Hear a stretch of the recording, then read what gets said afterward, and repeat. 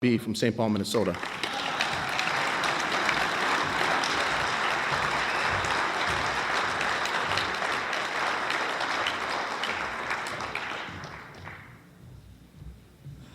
Hi, I'm Bob Bazans, and I'm an alcoholic. Sober through the grace of God in AA since the 10th of December, 1967, and for that I'm very grateful. I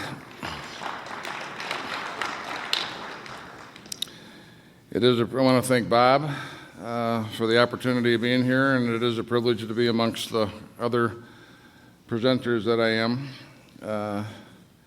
This is nice. There's a nice feeling in the room, and I think everybody's kind of plugged in. As a preliminary, in some ways we're being asked to do something that I don't think you can do, which is, tell me how you did 5, 6, and 7.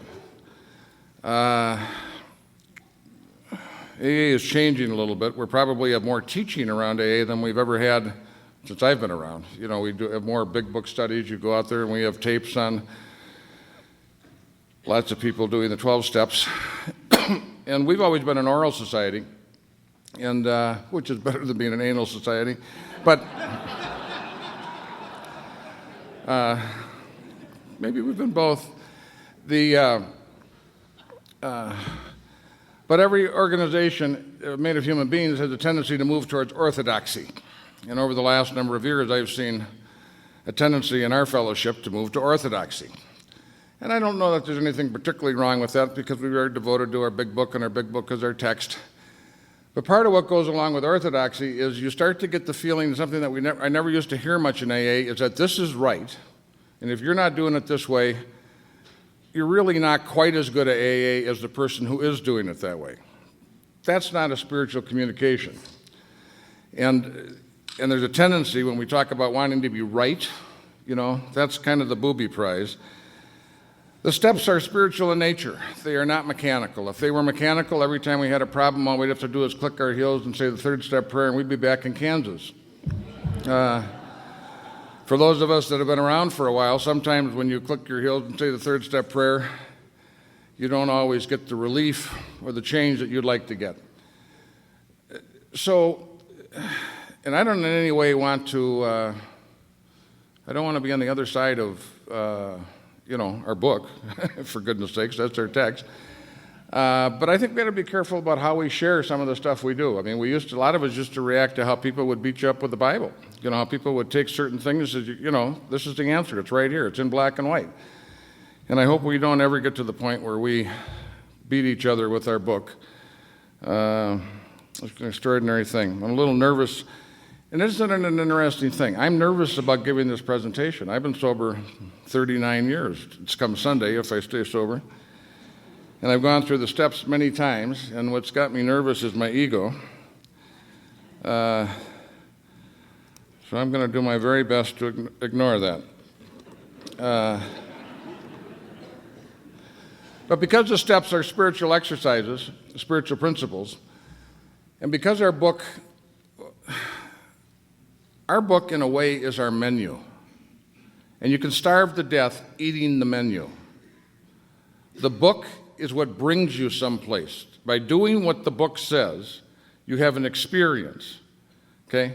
It isn't quite as simple, I don't think, as it's the instructions like boiling water. I always think, Sandy, if there was if I got a book on how to fly a jet airplane, and it was 500 pages long, and I read that book 50 times, and talked to Sandy and talked to a half a dozen or maybe a dozen jet plane pilots, which Sandy was, and heard stories about all the experiences they've had and knew every word in that book, I have an idea that if I walked up to a jet plane and put a key in the damn thing, if there is such a key, and turned the engine on, I'd have a little trouble flying it. And our book is about living life. And life is fired at you at point-blank range. There isn't absolute preparation.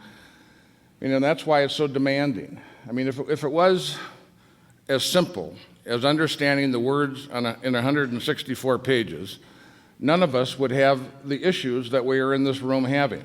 So I'm going to talk mostly about change. 5, 6, and 7, I think, are really about change, which my sponsor kind of told us. There isn't anybody in this room that has that down perfectly. You can't own the territory. It is not, we don't have any experts. We don't have any Tiger Woods, who can do it better than anybody. We have people who do it well. We have people who are good player coaches, and they put the principles in action in their life. But the measure of what it is to be a good AA is still what you do in your life. And you live your life in relationships. And those of us that are married know that marriage is not always a perfectly even keel. And those of us that have children and have tried to raise kids, we know that you're not always in control in that process. Relationships are pretty pithy arenas to live life in. And so all of us are a little bit like fish out of water when we take these principles and go to apply them, because it's it's just a demanding process. So I just wanted to kind of share that as a kind of a introduction to what I'm about to say. The fifth step, admitted to God, to ourselves, another human being, the exact nature of our wrongs, is probably one of the great rites of passage in Alcoholics Anonymous. I think most of us, once we've done a fourth and fifth step, feel like we're more a real member of AA than we ever have been. And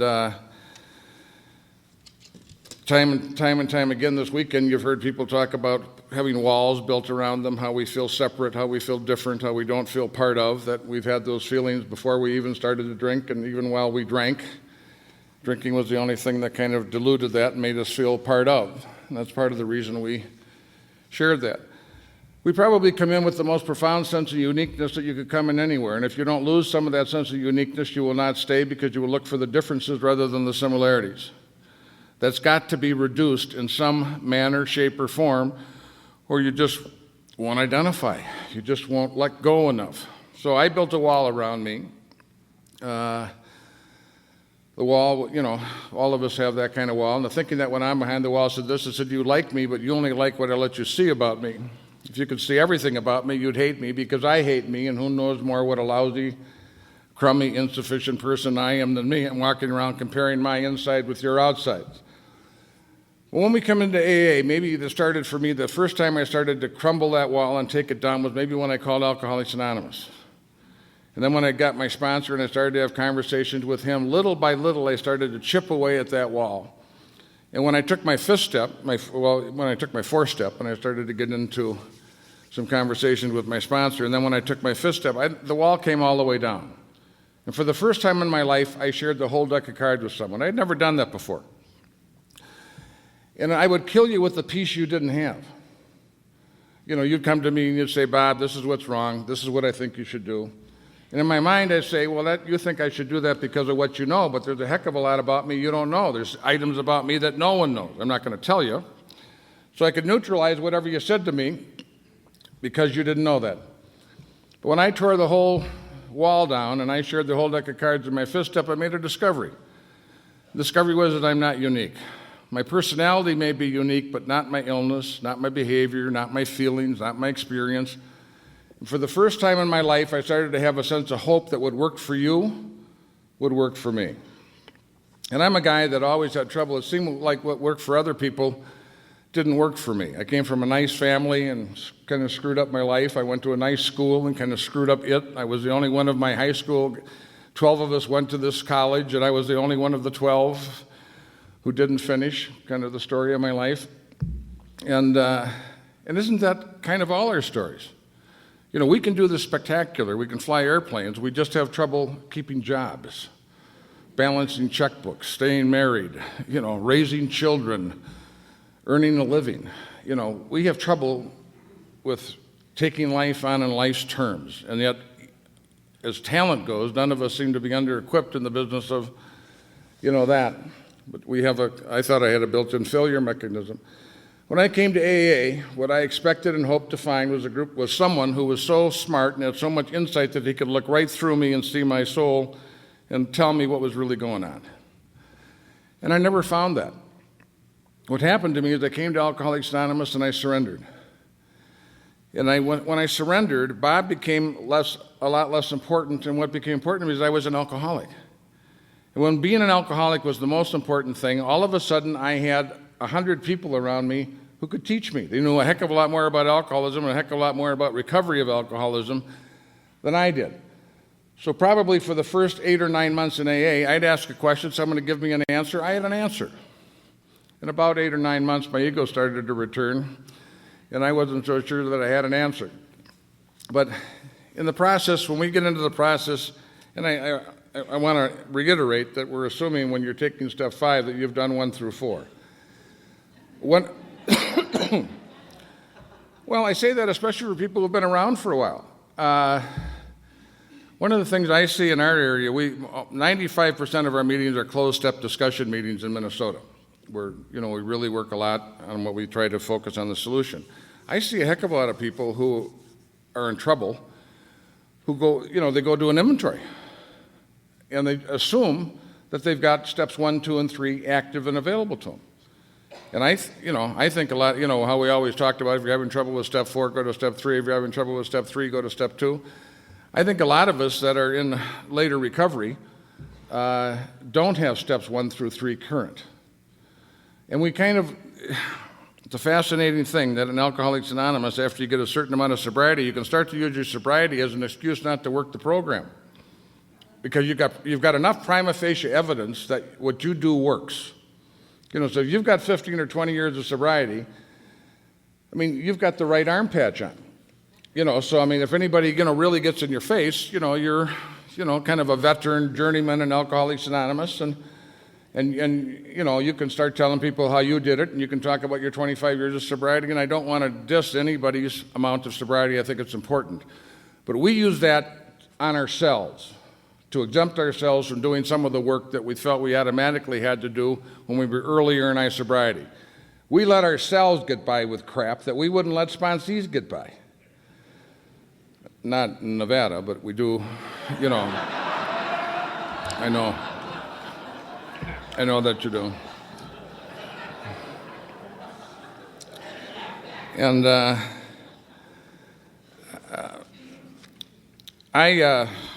many of you in the audience have heard my talk. I came in AA when I was 23 years old. I had my last drink a week after my 24th birthday. I drank a lot for a young guy. My drinking experience isn't long. It isn't as dramatic as some people's, but it was enough to get me to Alcoholics Anonymous. I almost killed myself a number of different times. I came in AA. I found a man who's still my sponsor today. His name is Warren M., and he's got 52 years of sobriety, and he's 87 years old, and he was the most active member of AA in the group that I had the privilege to attend. He sat me down in a chair and said, Bob, alcoholism, he first told me, somewhat similarly to what Clancy said, he said, alcohol is not your problem. Well, your problem is alcoholism, and it's quite different. If alcohol was your problem, stopping drinking would solve your problem. Have you ever stopped drinking? Yes. Did it work? No. He said it didn't work for any of us. He said, what we do in Alcoholics Anonymous, once we take our last drink or drug, is we take the 12 steps and apply them in our lives to find a different way to live that's sufficiently better than the way we lived before. Alcoholism is physical, but it's also mental and spiritual. Once you cross the line from problem drinking into alcoholism, your alcoholism affects you all the time. When you are drinking and when you are not drinking. That was a new piece of information for me. The idea that my alcoholism could affect me when I was not drinking was a brand new idea. I came in and I was, I went to a meeting every day. The gift for me is I liked AA. I work with a lot of young people, and I had trouble getting them to go to meetings. That was not my issue. The gift, I liked it. It's been hard for me to do the work, but it's never been hard for me to stay in AA. So for my first 8 or 9 months, when I had my wall down and I was surrendered, it was one of the most magical periods I had, even though the circumstances of my life were difficult. Then when my ego started to reassert itself, I started to become aware. When I did a 4-step when I was about 2.5 months sober, and a 5th step. And my first 5th step, I did in the form of a general confession. I'm a Catholic and kind of did what the book said. I read the 12 and 12 and I read the big book, but I mostly, and it's interesting. I love Scott's presentation today. My wife leaned over to me in the middle of your presentation and said, do not compare yourself with him.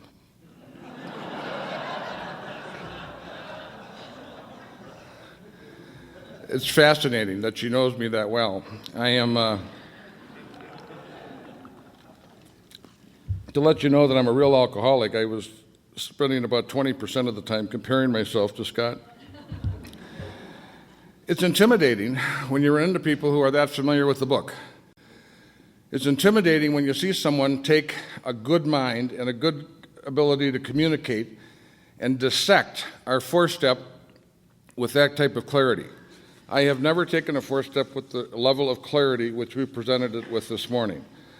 I've done 15 or 20 of them in my almost 39 years. And that's the part of us. Why should I be neurotic? You can only do what you can do. You do your best with the steps. You know, it isn't like I didn't try.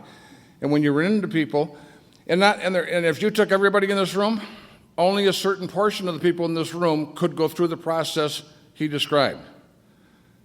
I think it would take, I don't know if it would take a certain personality, whatever it is. And please don't hear in any way that I'm in any way being critical of the process you go through. I'm an admirer of what I heard this morning. And but my sponsor was a mailman. And he was the king of the 12-steppers. And he took me through the fourth and fifth step, but mostly it was, here's what I want. I did the first three steps, the same thing as who was, Charlie was talking today. And he told me that basically he felt like I had done the first three steps because I would go into meetings and doing all the things that I, had done. And he kind of, took me, he said, I think you can do the first three steps sitting on your seat. And then he sent me home and I started to do the fourth step. And then when I had a little trouble, I'd come back and I'd talk to him about it. And then I did the fifth step. And I had a pretty good response with my fifth step. But I didn't have much insight with my fourth step, because I didn't go through it with the level of detail that you described. What I did is I got rid of most of the things that I thought made me a moral leper and the things that I was afraid to tell anybody. And I had a pretty profound sense of forgiveness, and I had a pretty good sense that I was involved in a program that could help remove some of the problems that were in my life. Those were the two dominant feelings I got when I walked out of that priest's office on the way back. And I started to make some progress in my life in areas that I had not done. But what happened to me over a period of time is, as I started to go to meetings and as I continued to take the steps, it wasn't until my second year that I really started to have a list of the defects of character that I had. I did not have much insight into the causes and conditions of my alcoholism. Now, my experience with my alcoholism, the physical part went away, but the mental and spiritual part is why I still go to meetings of alcohol. It isn't alcoholism, it's alcoholism. I'm still dealing with the mental and emotional and spiritual aspects of my disease daily. So during the next 4 or 5 years, not only did I get a better list of what my defects of character was, I started to get some insight into the causes and conditions of my alcoholism. In addition to that, I identified about 6 or 7 behaviors that were just killing me. Work. I had trouble getting up to go to work. I had trouble getting up, which I found out had to do with when I went to bed. I didn't know that for quite a while. But I had trouble getting to work. I had a little trouble staying at work, and I had some trouble working at work. Other than that, I was a good worker. I had that problem for 7 years. Now, you think a guy who was fairly smart, who took the steps, who did that, wouldn't have that problem for 7 years. I had it for 7 years. I had a gambling problem. I know that's not much of an issue out in this area, but we had some problems in Minnesota. And it was more of a hobby, 6 or 7 hours a day, 4 or 5 days a week. It was, but I was making $8 or $9 grand a year playing backgammon, and it seemed like a second job. I spent more money than I made. I had children that I was sometimes violent with. I was loud, impatient, angry, and sometimes violent with my kids. And that was my life. And I had all those defects of character and did not do enough of a detailed inventory when I did my first one to notice it. But as I did my second one, and especially when I did my third one at 7 years, I was so familiar with my defects of character, I was thinking about ending my life. I'm a great starter, but I'm a poor finisher. And I found myself increasingly, as I started to go through AA, that I was having problems that I didn't think I should have. And it almost killed me, because I felt like it was my pattern to be a good starter, and then I just start to run into issues, and then I never make it, through the bend. The wall that I tore down on my first fifth step, and when we look in the book, in the 12 and 12, and we look in the, it starts to talk about that sense of isolation is going to go away. You're going to have a sense that you can be forgiven. You're going to have a sense that you can forgive others. Your first kind of really true, profound influence of humility is going to start to happen with you. And, those things happened to me. But as I started to go through and still have problems in sobriety, I started to build the damn wall back up. And I look back on that, that's extraordinary. Charlie, so brick by brick, I built my wall back up, sober, going to 5 meetings of Alcoholics Anonymous a week. Thank you very much for helping my drinking problem, stay out of my sex life. Brick. Thank you very much for helping my drinking problem, stay out of my finances, stay out of my marriage, stay out of my parenting, stay out of my job, stay out of my gambling. Brick by brick, sober, and I didn't do it intentionally. I was telling my sponsor 65 or 70% of what was going on. And I know you guys do 100. I want to know, I know you do it. I really think that's, you're to be congratulated. The fact was I was only telling myself 65% of what was going on. You don't see it when you're going through it. You can see it, life's lived forward, but you understand it backwards. So I could look back and start to see my patterns, and I could look back and see what didn't work. But I had, I don't know, I was trying as hard as I knew how, but I didn't seem to be making the progress. I felt like I was going backwards more than I was going forwards. My pigeons were making more progress at that stage in my sobriety than I was. Which again is, we make extraordinary progress in the first year or two of our sobriety. We come in here with problems that are just huge, and we have this surrender experience. We get involved in Alcoholics Anonymous, and we cleared away a lot of big stuff in a relatively short period of time. But I think you can't get it all done in the first couple of years. And you can't have all the insights that you're supposed to have in the first couple of years. And I found myself at 6 and 7 years of sobriety with my nose pressed into a pretty good sized pile of cow manure. And I was pretty upset with myself and not feeling very good about my AA program. I thought, my God, if I had to go to another program for every problem I had, Spenders Anonymous, Gamblers Anonymous, Anger Anonymous, I'd be a pretty busy guy. And then, I'm an idealist, so I have the same problem that Bill talks about in the 12 and 12, is if God gives us the grace in Alcoholics Anonymous to be perfectly relieved of our physical part of our alcoholism, why wouldn't you expect, if we have that big a change by going through the steps, that we couldn't have the change with the living problems that we have in our life? And Bill goes on to say that he felt that the reason for that was, the reason that he got that kind of relief was his surrender, that he was beaten up so badly by the disease of alcoholism that at that point in time he was open. Clancy, who wonderfully did step 1, 2, and 3, when I hear Clancy talk, I get a sense he didn't surrender, he was surrendered. He was broken. The disease was so profound that it got him in a state of reasonableness where when he talks about I started to do things that other people wouldn't do. I think my surrender, I had a surrender when I first came in, but I had to find another surrender. I started to take it back. And I think that's, over and over, Bill talks about how these steps are a lifelong process. It's interesting the differences in the 12 and 12. Most of us, an awful lot of the conservative members in the program think the only text that we have in Alcoholics Anonymous is the big book. They think God wrote the big book. And they think that Bill wrote the 12 and 12 in his office. And they don't hold as much stock. I find the 12 and 12 very interesting to me and enormously helpful. I think Bill, with 7 or 8 years of sobriety, started to experience the frustration. He was an idealist. He wasn't experiencing the perfection in his life. He struggled with, deep depression all the way through, almost all the way up and through the time that he wrote the 12 and 12. And so we see a different, where we have 2 paragraphs in the big book on 6 and 7. We've got, 2 pretty significant chapters in the 12 and 12, and how we talk about the only way to take a 4th step is, with the columns. Well, he doesn't use the columns when he's in the 12 and 12. He starts to talk about, the problems that we have with instincts. So most of us I think, come into sobriety, and in our early and middle sobriety, we start to expect that if we put these principles in action in our lives are going to get okay. I had that. That was, you know what I thought what I thought recovery was? I thought recovery was the absence of problems.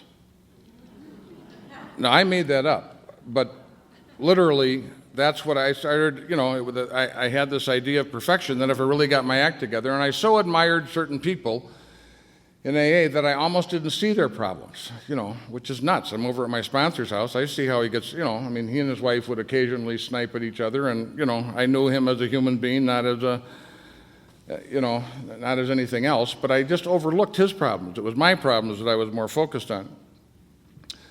So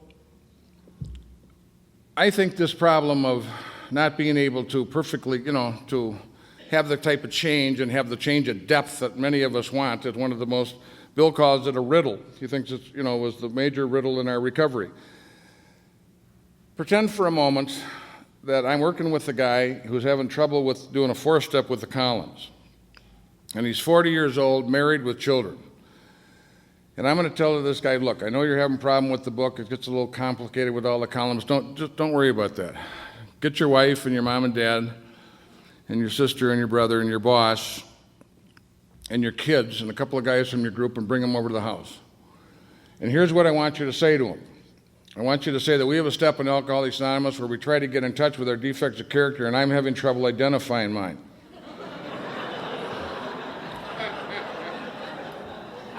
And I was wondering if you'd help. And then hand out tablets and paper and leave the room. You'd have a hell of a start on an inventory. But most of us wouldn't call that meeting because we're afraid. We don't want, a lot of the things that we're dealing with, we don't want to change. But it's even worse than that. We don't want to know. We start to train the other people in our lives as to what they can talk about and what they can't talk about. You look at your wife and you say, you want to have that conversation? It's going to be a tough conversation. Nod your head up and down if you understand that. You get into that arena with me and it's going to be a tough conversation. You train your kids as to what they can say and can't say to you. You train your boss and coworkers into what they can say and can't say to you. People get the message as to what we're really be willing to be in front of and what we're willing not to be in front of. And it is a program of change. But I think many of us are so afraid of change. We so identify with some of the behaviors that are in our lives, we think they're who we are, not what we do. We have collapsed that distinction. And I would hope that we would get that back. Our behavior is not who we are, it is what we do. It is indicative of our character. And it is indicative that there are problems. But if we're supposed to find out what doesn't work in our lives, how the heck are we supposed to find it out? You're going to find it out through your wife. You're going to find it out through your boss. You're going to find it out through your kids. You're going to find it out through your sponsor. You're going to find it out through people in the group. And yet many of us put up barriers so that we do not get that input. Look, I'll make you a deal. I won't call you on your crap. You don't call me on mine. We'll go out and we'll talk about the steps and the traditions. You stay out of my face, I'll stay out of yours. Deal? Bad deal. Not a good deal. When I came in AA during my first 4 or 5 years, I tried like heck to change some of those lists of defects of character that I told you about the gambling and work and spending money and parenting and marriage and stuff. And I prayed pretty hard on them, and I didn't make much progress. I tried and I failed, I tried and I failed, I tried and I failed, but it still grew. But there comes a time, in my experience, where you either have to change or you stop growing, which is a pretty dangerous thing for those of us that are in Alcoholics Anonymous, because I think it's a kind of a continuous program of change and of growth. And when you dig your heels in, or when I dig my heels in and say, this I can't do, I've tried, I'm not going to do it. What you do is you start to build an addition onto your house to accommodate the problem, because it's not going away. And you start training the people in your life that you're not open to having that discussed or change. And you start hanging out with people who are comfortable with that as to how it is. And we plateau.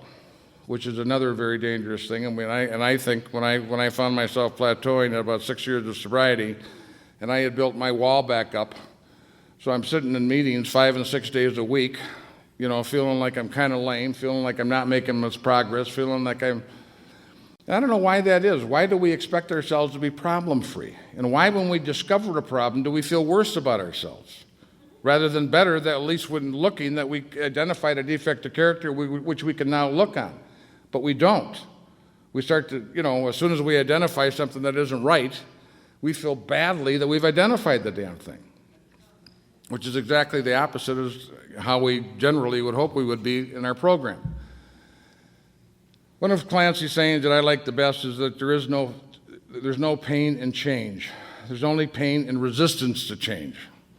And everybody in this room has that experience, that most of us were afraid to death about coming into Alcoholics Anonymous, afraid to death to stop drinking.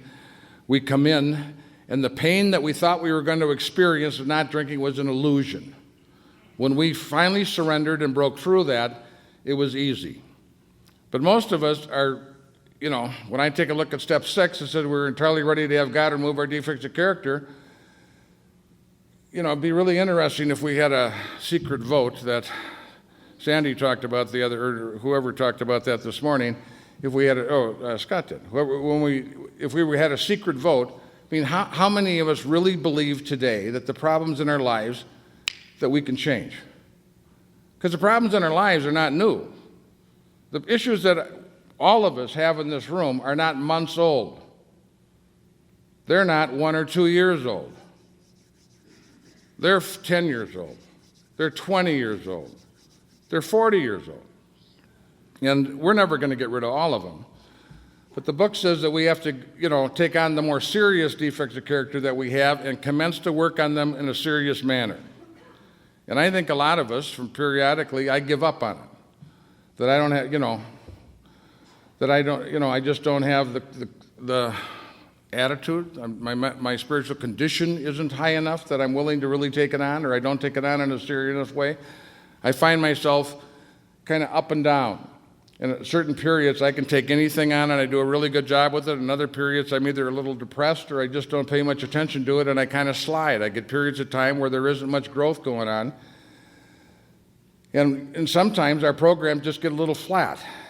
But the idea that we are supposed to be willing to work towards a perfect goal, and the idea that we don't set that standard ourselves, that somehow within our relationship with God, that we would be open to what we think His standard would be in our lives. Pretty courageous thing to do is to open yourself up to what God would have your life be.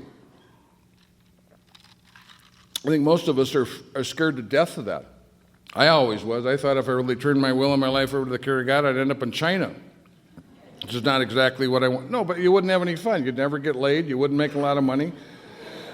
I really had an idea in my head that if of what life would be like if you turned your will and your life, truly turned your will and your life over to the care of God the way it is right now. Take your work issues, take your marriage issues, take your parenting issues. Do we really believe that if we open those up to the power, when the book talks about, when we get to step 6, it says that the issues in our lives are now about to be expelled. What a powerful thing to say. When they talk about why someone got drunk again, they said they probably didn't do a house cleaning, to clean his house out, to arrange that God could come, that the grace of God could come in and throw out those problems. So you get a sense, most of us have an expectation that one of the reasons I think we like these step weekends is we feel like we're going to learn something. And I think we do. But most of us know knowledge is not the issue that we have. It's the lack of power. Most of us, if we passed out a test, could pass a test about what we're supposed to do. Almost every guy that comes over to my house has got a problem, and he sits down with that hour and hands you that bushel basket full of manure that he's got at the moment. Every once in a while, I say, close your eyes, quiet down. Pretend I just came over to your house and gave you the hour conversation you just gave me. What would you tell me to do? They always know what to do. They just don't have the power to do it. And that is the issue that I think we run into, those of us that have been in the program for a while, is we've got the answers, but we have difficulty applying them ongoingly in our lives with the same power that we had early in our sobriety. And that's why I say when we go back, when we're taking 5, 6, and 7, we better make darn sure that we still understand to some degree with respect to our emotional and spiritual condition that we still are powerless, that our life is still unmanageable, that we still have to have an ongoing belief that God can restore us to sanity and wholeness, and we have to make a decision. And that's one of the things when someone was talking about how you find new words in the book. For some reason, the last couple of years, the word decision has seemed to me, I never quite understood when they said that the third step was an action step. It didn't seem to me early in my sobriety like it was an action step. But when they talk about making a decision, it seems to me they mean something a heck of a lot more than most of us mean in common lore today when we talk about making a decision. It's a serious thing that you did with another person. You went upstairs, you got down on your knees, you said the prayer, and that was supposed to be a watershed mark, much like pretty serious when they talk about it when a new man comes over to your house if he wants to tell his story or make a decision. Pretty big stuff. So it's hard for us, when Bill talks about, I think you can see a little bit of Father Dowling in the 6th and the 7th step when Bill talks about it, that he said that it separates the men from the boys or the girls from the women or the adults from the children, that to be really open to having those things change in our lives takes a hell of a lot of courage. And I think a lot of us, because we've had some of the issues in our lives for so long, we have lost hope that we can effectively deal with those problems right now. And that's the thing that I have to keep reminding myself of. I've got my own list of things that I don't do very well with. And, I can give up. I've got 39 years of sobriety. I can make a pretty good case that I'm doing a pretty good job. I'm self-supporting through my own contributions. I've got some merit badges that I can rely on. But the fact is if I had to freeze my life right now, as grateful as I am for what most of what's in my life today, it's not okay. I want to be 40 pounds lighter. I want to have a better relationship with money. I want to have a better relationship with my kids. I want to be less burdensome. I want a lighter feeling. I want more joy in my life. My life, I'm as grateful as I am, I'm heavier from time to time than I want to be in my life. I want to be lighter in my life, and I think part of the stuff I carry around and part of my judgment of myself is what makes that a little heavier. I can't even read the damn thing. Okay. So it takes, one of the great questions in life is, when did you stop growing? It'd be an interesting question to each of us if we asked ourselves that question, because that is what some of us do. We only put people in our lives who are willing or able to put up with what we put out. We are only able to work someplace that will put up with what we put out. And so we start to, build a life around us to accommodate some of the issues and troubles that we have. So for me, the ongoing thing in my life is being able to, keep my program vital, keep it alive, and keep believing, keep doing an inventory, keep having a sense. And what's so powerful in the 5th step is once, Sandy talks about he always likes it better when he hears someone in his group give their AA talk because he feels like they have communicated themselves. Our book talks about we're never going to have the freedom and the type of life we want until we have done that with another person and have that person do it with us. That when you give a 5th step and receive a 5th step, that you will start to have a sense, that the sense of isolation, the sense of not having a contact, the sense of non-forgiveness will start to disappear, and we will start to have a sense of belonging. The book says that I used to have spiritual beliefs, but now I'm starting to have a spiritual experience. And our goal in AA is to deepen that experience and improve our consciousness so that we can live better in the world. The 7th step has been one, especially in the 12 and 12, which has grown on me a lot in the last maybe 2 years. And the theme of the 7th step, when he talks about it, is almost entirely about humility. And he defines humility in step 6. He says that humility is a sense of clearly seeing who and what we are, and with the willingness to become what we can become. I'm not quoting that exactly, but that's fairly close to what the book talks about. And over again, Bill talks about that, if you only have the amount of humility that allowed you to get sober, that's not enough for a happy life.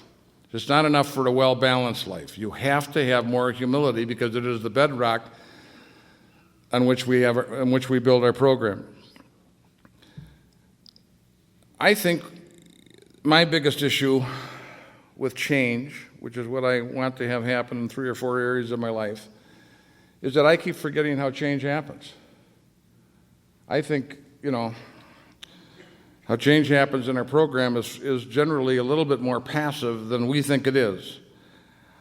I think the majority of us, when a sponsee comes over to your house and he wants to know, the question he always asks at the end of a session is, what do I do? Almost all of us, if we had an issue and we went to Clancy or Tom or someone else to discuss it, at the end of that discussion, if we might well ask that question, what do I do? The changes that we have in AA are not linear. The book and the program is transformational. The changes that we make are of God. They're spiritual. You see that new guy in the group that he comes in and he spent, the first couple of weeks he's talking about, if he ever gets, he's going to kill his wife. He's not happy with his sobriety. He's resisting everything. And all of a sudden, somewhere in the middle of that month, something happens to him. And he's in the game, and everybody in the group can see that he's changed and he's okay. And what's happened to him is step one. He's surrendered. And he may not even see that change, but everybody else around him can see the change. A new guy will come in the group, and he doesn't want to stay, and the guy that was fighting it all the way, all of a sudden he goes over and he's talking to the new guy, and he's a different man.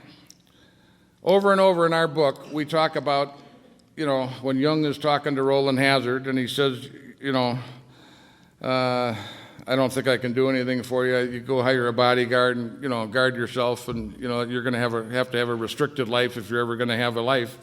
He said, I've never been effective with a chronic alcoholic. And when Hazard asked him what all the drunks want to know, isn't there an exception to that? And I won't quote it exactly, I won't look it up. But he said, yeah, there's an exception to that. He said, from time to time, and he said they're the appearance of a phenomenon. From time to time, we see people who have had this spiritual transformation where all of a sudden the fundamental ideas and beliefs of their lives are transformed. And he uses the word suddenly. And our book over and over uses words like suddenly, all at once. To give us an idea, and many of us don't have that sense of experience today in our lives. We don't feel like all of a sudden we can, that problems might change, but they do change all of a sudden. They drop away.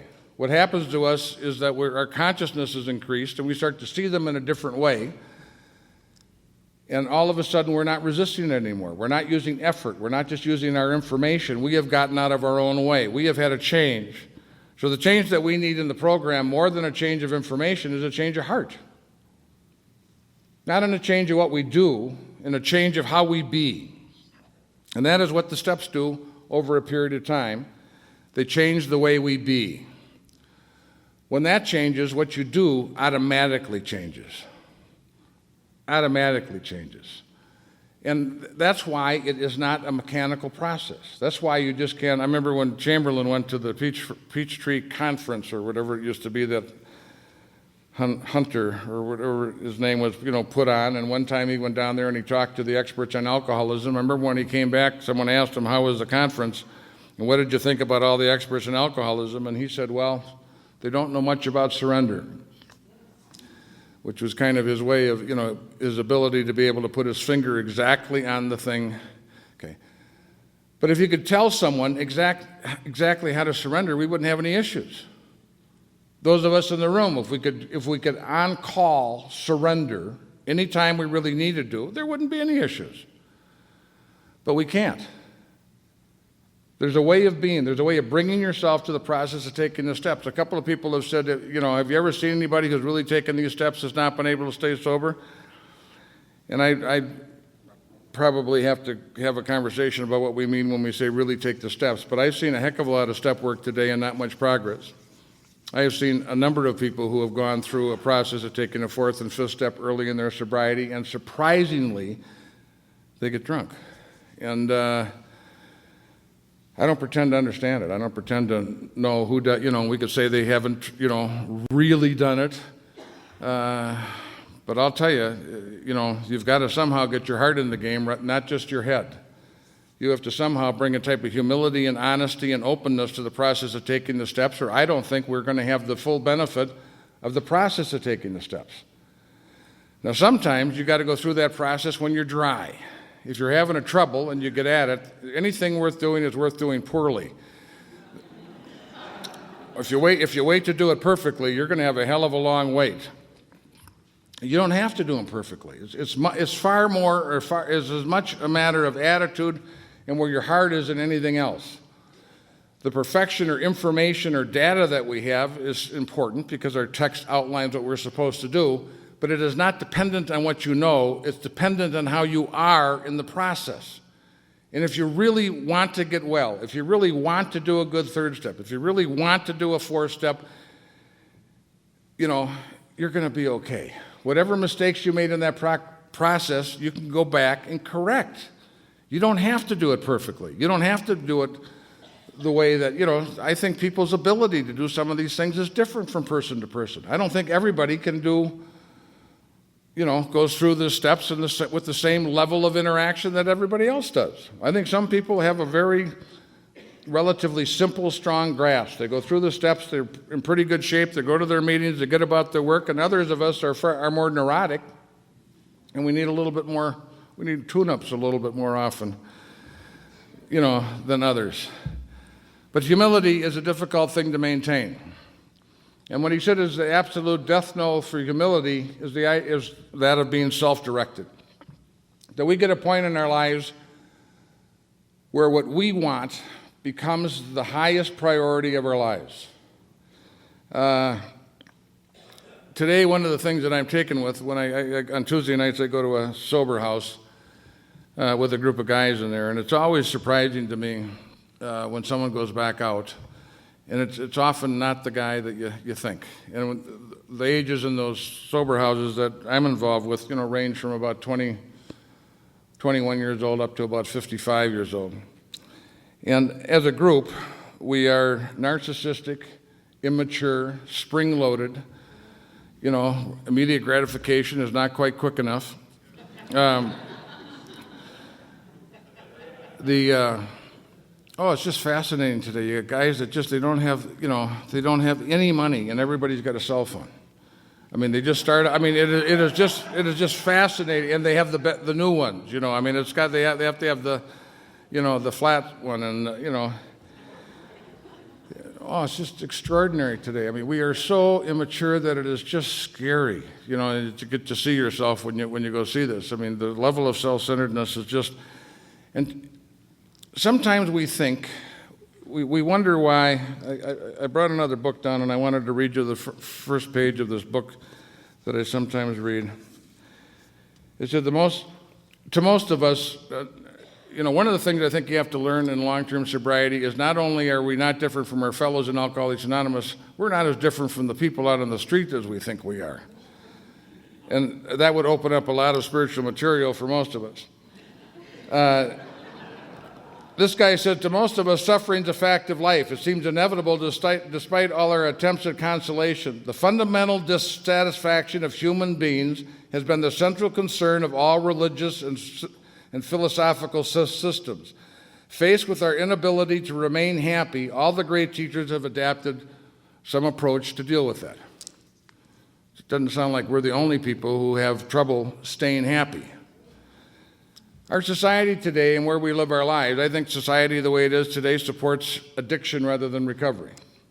When I came in the 60s, I think society supported recovery. Today, you can sit in your room with your computer and you can order drugs over the internet, you can have sex over the internet, you can gamble over the internet. They will send you credit cards every week, for $5,000. I am so glad they didn't. I know I would not have taken them, but it's just on the off chance that I might have run a few cards up. Our society is a capitalistic society, and we are a society of consumers, which is one of my big issues. If you watch a fair amount of television and you read a fair amount of magazines, you are going to be exposed to probably 1,000 messages a week that will tell you that you're not okay. Your body's not okay, your money's not okay, your house is not okay, your car is not okay. They give you the message, poor baby, you having a tough time? You shouldn't have a tough time. Life's not supposed to be difficult. You're not supposed to have problems. Take this pill, buy this thing, do it now. You don't have to wait. You have bad credit, call us. No, but I mean, but the overall message is life's not supposed to be difficult, and I don't think there's anybody in this room over 50 years old that believes that. I mean, we may believe it on a given day, but I mean, no one's exempt. No one's exempt. But if that's the message, the subtle message is that you're not okay. If you have the wrong watch, the wrong sunglasses, the wrong dress, the wrong shoes, the wrong car, we're constantly getting bombarded with you're not okay the way you are. So if you wonder sometimes why you need more than one meeting a week, you are what you fill yourself full of. And most of us, absent-mindedly, are being filled with that crap that's going on in the world today. We need a place to go in and remind ourselves about who we are and what our program is. To remind ourselves, there's a young woman over here who's got a T-shirt, and the back of the T-shirt it says, perfectly broken. I like that. There is something, we're a flawed group of people. We still have the mental and spiritual aspects of the disease of alcoholism. We still need to put the principles in action in our life to maintain our spiritual condition so that we can have some of the peace and joy that we're entitled to experience in life. And we're going to get that by developing a relationship with our higher power. If you don't have a relationship with your higher power, if you're not connected, what you are related to is your intellect and your ego. You've got a 16-year-old running your life. Chamberlain talks about ego as a sense of separation. The ego is the thing that tells us that we're different. The ego is the thing that's got us in our tank, sitting down with our machine gun, looking through the slit, driving around, and that's, without some focus, without some sort of centering, most of us feel about that separate, about that different. Now, when you're that separate and you're that different, not much touches us. You don't feel like you're being healed. You don't have much peace. Most of us, if you ask us what we want, we say, I just want a little happiness. For most of us, without some sort of spiritual connection, happiness is a matter of circumstances being okay. Circumstances are often not very okay in our lives. If your wife is dying of cancer, or you just got downsized at your job, or your kid just went to jail, circumstances are not okay. Being happy in that circumstance might be pretty darn difficult. But joy and peace are not conditioned upon circumstances being okay. And what we work on in Alcoholics Anonymous is maintaining a spiritual condition that I think is more connected with joy and peace, which allows us to have a place to stand that we are okay independent of what's going on around us. As Scott said, the bad news is you're the problem, the good news is you're the problem. The good news is that you can solve every issue that you have in your life by relying on a power greater than yourself. There isn't anything going on in your life. Why do we like stories like Clancy's? Why do we like stories like Tom's? Why do we like John Vacar? Why do we like John Harris? Because they're like the story of Christmas. Tell it again, Daddy. Sit down, and I want to hear you tell me the story of Christmas again. I want to hear how you went to jail. I want to hear how your life was over. I want to hear how, and then at the end of it, I want you to tell me that you're okay. There were certain talks like that you just hear, and you just were okay. You walked in the room, and your line of credit was up to, you had about 25 grand in credit card bills. You fought with your wife on the way over to the meeting. Your kid just got some bad grades at school, and they, sent him home, and you're driving over to the meeting, you feel like crap, and you sit down in the room, and you listen to John Vacar tell his story. And when he's telling his story, we're okay. And you know why we're okay? Because we're here. We're in the moment. We're not in the past. We're not in the future. We're here in the moment. We're not in our compulsive pattern of thinking. The way that change, I think, happens to most of us, Bill, again in step 6 and 7, talks about that we are in a headlong flight from pain, that we have spent much of our life running from pain towards what we perceive to be pleasure. And then later on in the 7th step, he talks about how we, just had a brain fart.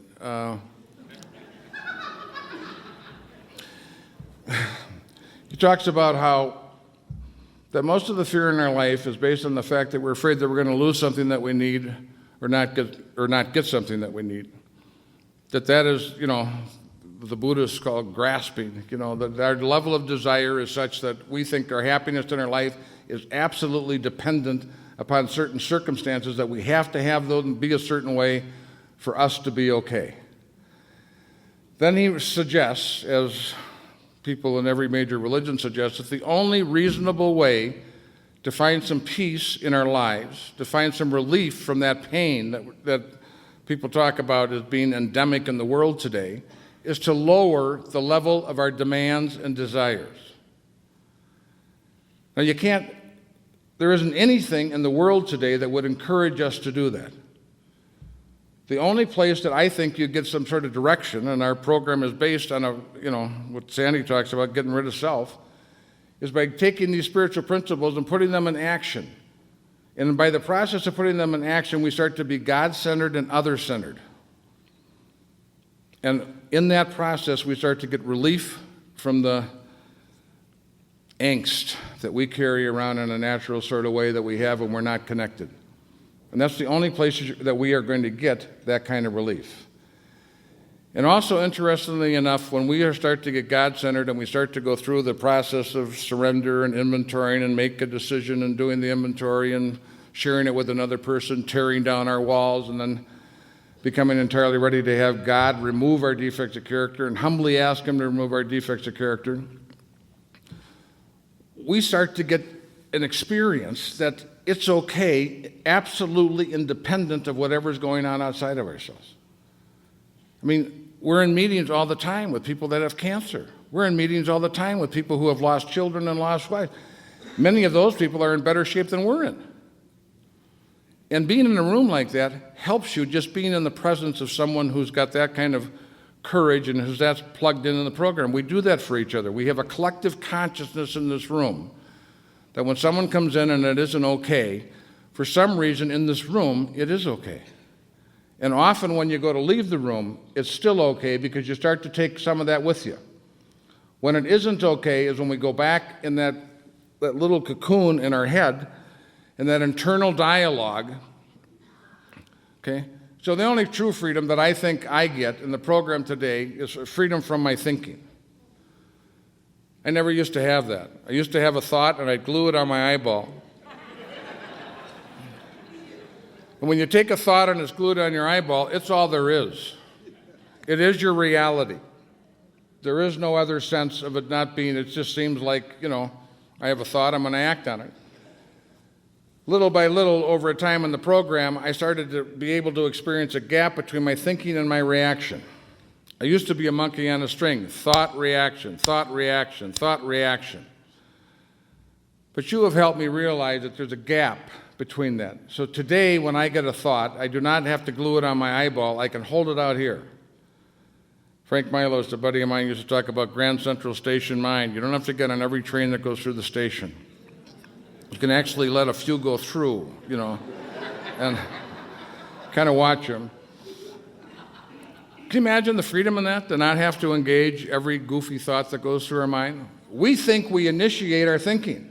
I mean, if you truly think you initiate your thinking, try meditating. Try stopping it. When you sit down to stop it, you for the first time, you see two things. Number one, you don't generate it. It generates itself. You can't shut it off. So you're not the generator of your thoughts. Number two, you can watch your thoughts. So when most people who are experts in meditation, they talk about, kind of sinking down to the bottom of the river, grabbing the weeds and let the boats go by. because they'll just change. So it isn't a matter of stopping your thinking, it's a matter of not engaging it so much. And that's what I think as our minds quiet down. We don't have the frantic mind of the newcomer. We aren't in a drama. We aren't in our opera at every moment in time. And when you start to experience that, you start to experience some peace and some quiet, which is a relief. Because most of us, when Bill talks about the fact that we're so engaged in having to get what we want and not lose what we have, that he said that we've only, most of us are only, our mental experience is one of excitement or depression. We don't have much peace as in our mental state of mind. So we have to start to get some freedom from that, and the freedom from that comes, I think, very substantially when we start to do 4 and 5 and 6 and 7, and 8, when we start to do the block of work between the 3rd step and the 10th step. And that when the promises come, and different people use different words, some of the people would say, you'll be amazed before you're halfway through, and some people would say before you're halfway through steps 4 through 10, you will be amazed before you're halfway through. So somewhere early on in that process, you will start to experience a sense of well-being that we have. And when you don't have that experience of well-being, what you are involved with is just your own internal dialogue. And it'll screw you into the ground. It just absolutely will. The internal dialogue that is going on is the dialogue of the ego. It is a dialogue that tells you that you're different, that you're unique, that you're not okay. It is the person who compares himself when Scott's talking this morning. There's no comfort in that. I was comparing it, he knows more than I do. I don't like that.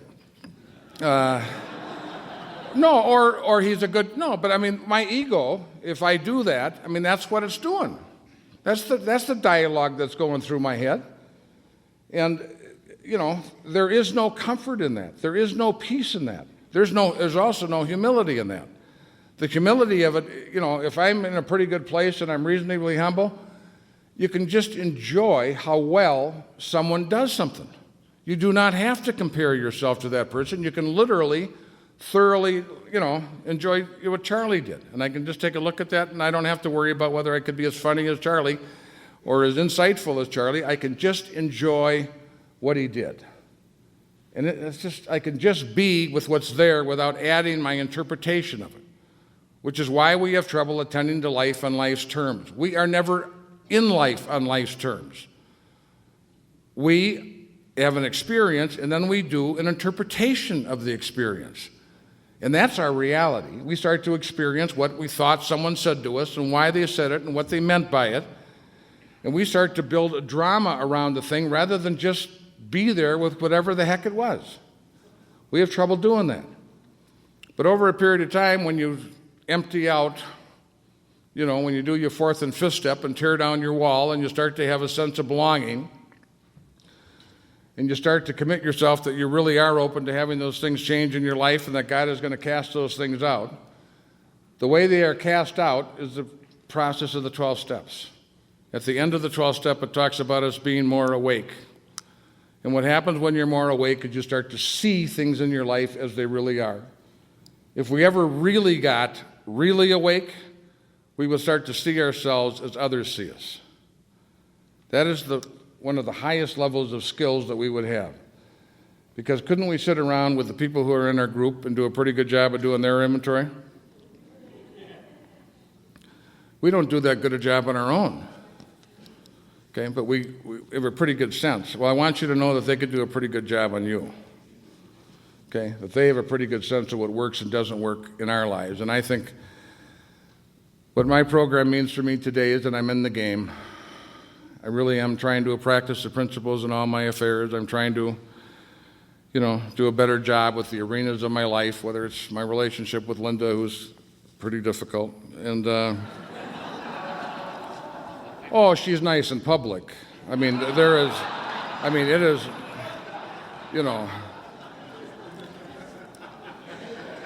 I don't like traveling with Linda. People like her better than me, and it just makes it hard.